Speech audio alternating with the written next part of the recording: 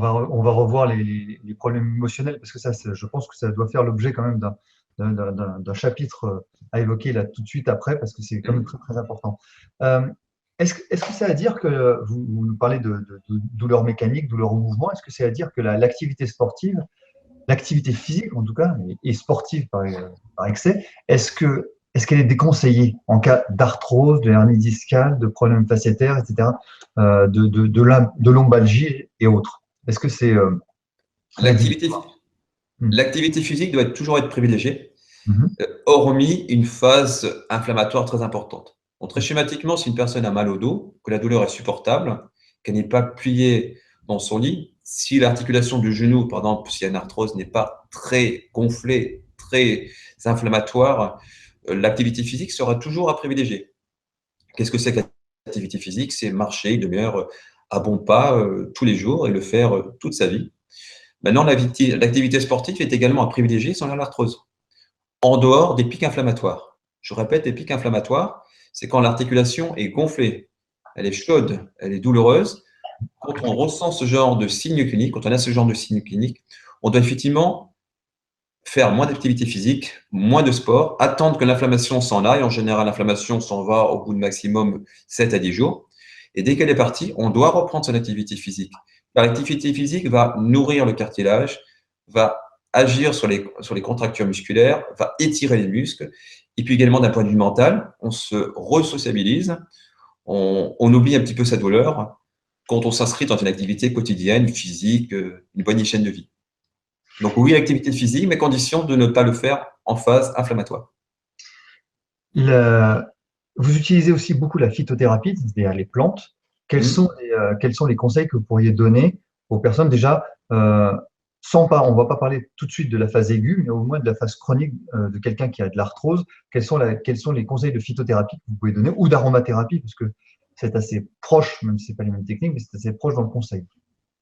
Alors, quelqu'un qui a l'arthrose, qui en souffre régulièrement, ce n'est pas une très grosse arthrose, le premier conseil que je lui donner, c'est de prendre de la silice. La Mhm. silice, c'est un oligoélément qui est fondamental, qui est anti-inflammatoire, qui est un réparateur de ce qu'on appelle le collagène, les Mhm. protéoglycanes, qui sont en fait la matrice du cartilage.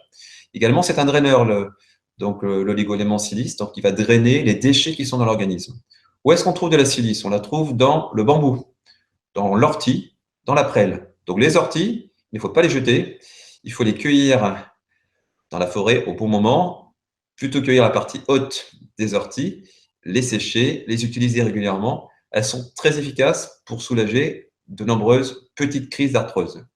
On peut également conseiller l'arpagophytum.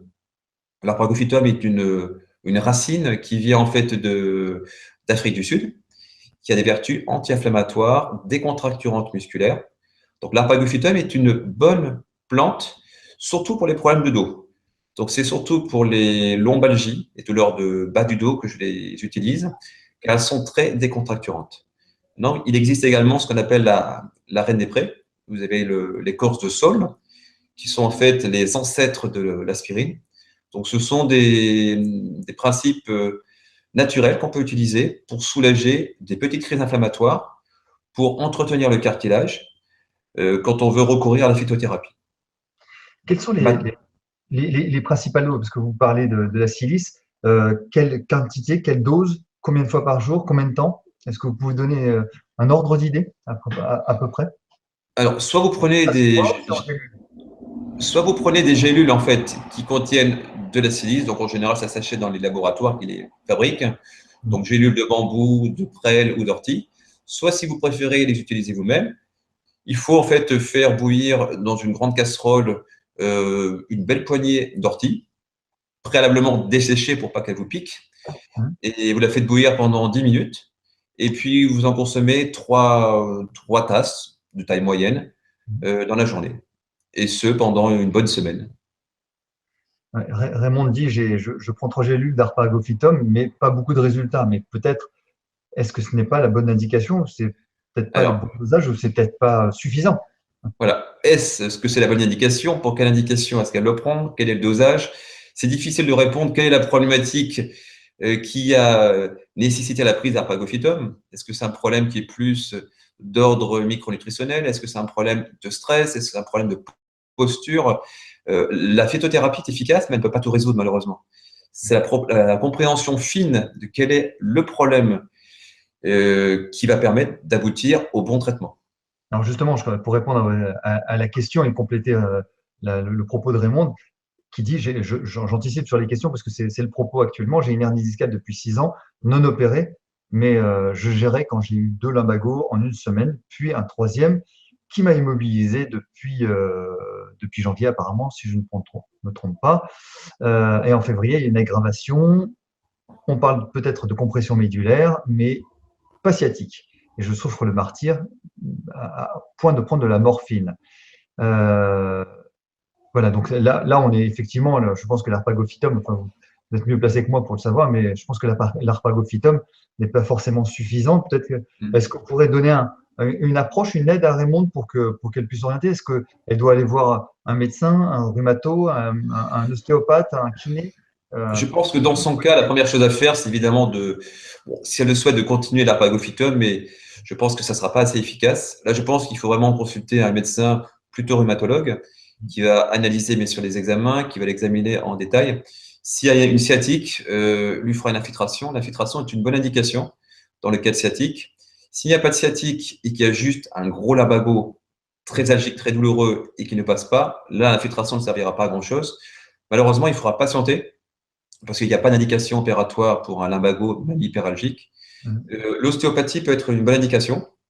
L'ostéopathe va chercher à détendre les contractures musculaires parce qu'il ne faut pas l'oublier, dans un lumbago, il y a certes une dégénérescence discale, il y a une déchirure du disque avec une super inflammation dans le disque, mais il y a également surtout des grosses contractures musculaires tout autour du disque.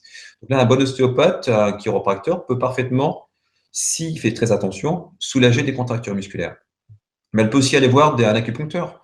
L'acupuncture peut être une excellente idée car c'est très antalgique, des contractures musculaires, et ça peut également agir beaucoup sur les paramètres de stress, les paramètres émotionnels qui sont probablement bien présents chez madame, surtout si elle souffre depuis plusieurs semaines. Donc apparemment, je me permets Raymond, hein, vous avez été voir le médecin environ 8 fois. On va pas faire une consultation spécifique à Raymond, mais je pense que ça brosse un petit peu le tableau, le parcours habituel d'un patient qui souffre du dos. Donc cette espèce de galère dans laquelle ils s'inscrivent, visite systématique chez le médecin qui lui donne des anti-inflammatoires et sans aucun résultat à la clé. Donc là, apparemment, Gilles, vous avez donné des orientations qui semblent assez intéressantes.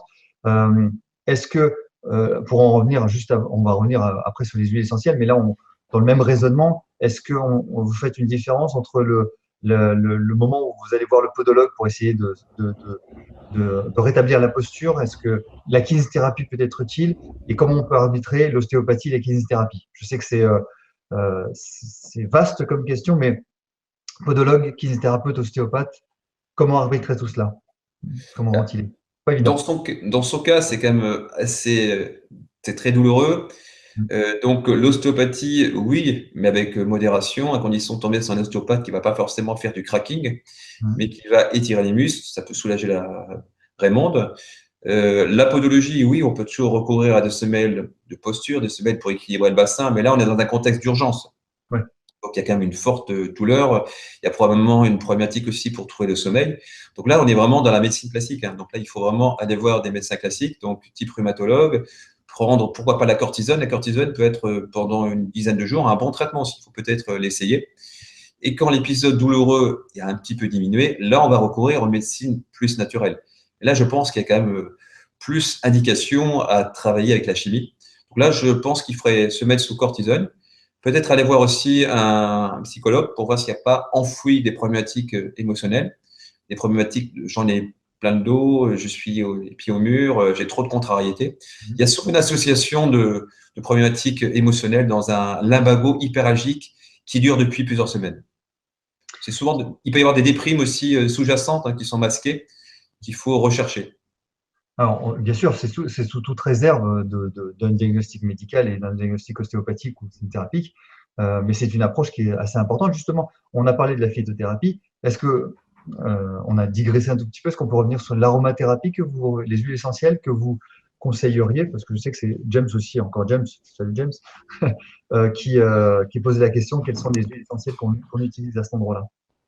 Alors, en général, on recourt à l'huile essentielle de romarin, Mhm. de Golteri, de cannelle aussi, c'est très souvent utilisé. La menthe poivrée peut être utilisée pour ses vertus relaxantes musculaires. Alors, je précise que la menthe poivrée, il faut faire très attention pour ne pas la mettre trop près des yeux parce que c'est très irritatif, très irritant au niveau des yeux. Alors, dans le cas de madame, donc, elle peut toujours En général, utiliser en général. En en général. général. Ouais, En général, on peut se masser. Alors, comment faire en pratique? Vous prenez une huile de massage classique, noyau d'abricot, macadamia, ça peut être de l'huile d'olive aussi, ça se sent, mais ça peut être utilisé, hein. Et vous mettez donc dans 50 millilitres de cette huile végétale, 15 gouttes d'huile essentielle de romarin, 15 gouttes d'huile essentielle de Golteri, 15 gouttes d'huile essentielle de genévrier. Vous faites votre petit mélange. Donc le flacon doit être assez opaque pour éviter la dégradation des huiles essentielles par les rayons ultraviolets. Et donc, elle se masse 2 fois par jour. Donc, il y aura l'effet du massage qui sera thérapeutique, l'effet des huiles essentielles qui vont pénétrer au travers de la peau et qui vont avoir une action antidouleur, anti-inflammatoire et décontracturante musculaire. Donc, voilà les huiles